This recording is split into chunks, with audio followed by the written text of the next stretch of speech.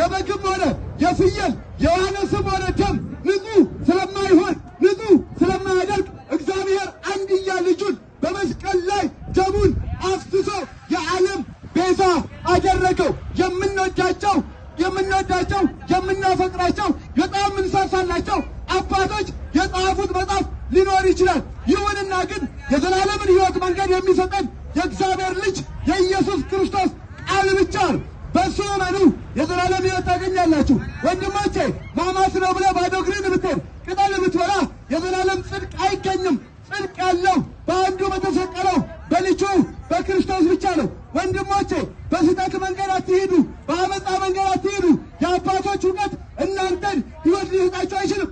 ለዛ ነው ጳውሎስ ሲናገር እኛ ከጻፍንላችሁ ውጪ መልአክ እንኳን ቢሆን የተረገመ ይሁን ይላል። ወንድሞቼ ከእርግማን ለመዳን ጌታ ኢየሱስ ክርስቶስ ስለኛ በመስቀል ላይ ተሰቅሏል።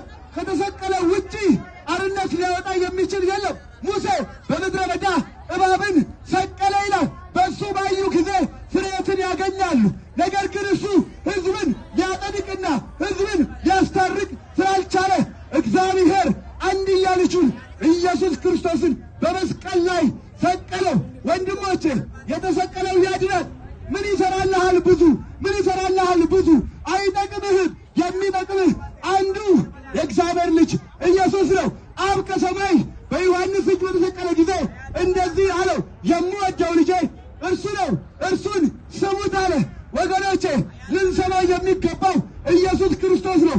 እሱም እንደዚህ አለ፣ የሁላችሁ እኔ መንገድና ሕይወት ነኝ፣ ከእኔ በቀር ወደ አብ የሚመጣ ማንም የለም አለ። ብቸኛው መንገድ ኢየሱስ ነው። ወገኖቼ ከተሰቀለው በስተቀር ፍሬት ሊያደርግ የሚችል የለም። አዎ የምንወዳቸው ልንቀጠቅጥላቸው የሚገባ ብዙዎች ናቸው። እግዚአብሔር ግን አልፈቀደም። የፈቀደው የምወደውን ልጄ አንዱን እሱን ብቻ ነው ይላል። እሱን ስሙት፣ የዘላለም ሕይወት ታገኛላችሁ። እሱን ተቀበሉት፣ ሕይወት ይበዛላችኋል። እኔ ሕይወት እንዲበዛላችሁ ወደ እናንተ መጣለሁ። ሰይጣን ግን ደም ሊያፈስ ሊያርድ መጣ ይላል። ወንድሞቼ ተመልከቱ፣ ኤልሙናትያ የሆነ የተከተሉ ሰዎችን፣ አጋንንትን የተከተሉ ሰዎችን ጆሮአቸውን ይቆርጣሉ፣ አፍንጫቸውን ይቆርጣሉ። የእግዚአብሔርን ቃል ለማወቅ ባልወደዱት መጠን ለማይረባ አእምሮ አሳልፎ የሰጣቸው ይላል። የሁላችሁ ለማይረባ አእምሮ አሳልፎ የሰጡ ሰዎች በሴሰኝነት ተቃጠሉ። ወንድ ለወንድ ሴት ለሴት በጣም እርካታ ሊያገኙ አልቻሉ።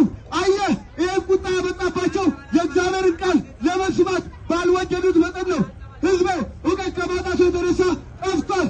አንተም ቃሌን ቸል ብለሃልና እኔም ደግሞ እጠላሃለሁ፣ ልጆችህንም እረሳቸዋለሁ ይላል። እግዚአብሔርን አለማወቅ እስከ ትውልድ ድረስ መጥፋት መንገድ ነው። ዛሬ ግን ነግራችኋለሁ፣ መንገዱ አንድ ነው፣ እሱም ኢየሱስ ክርስቶስ ነው። ኢየሱስ ይወዳችኋል።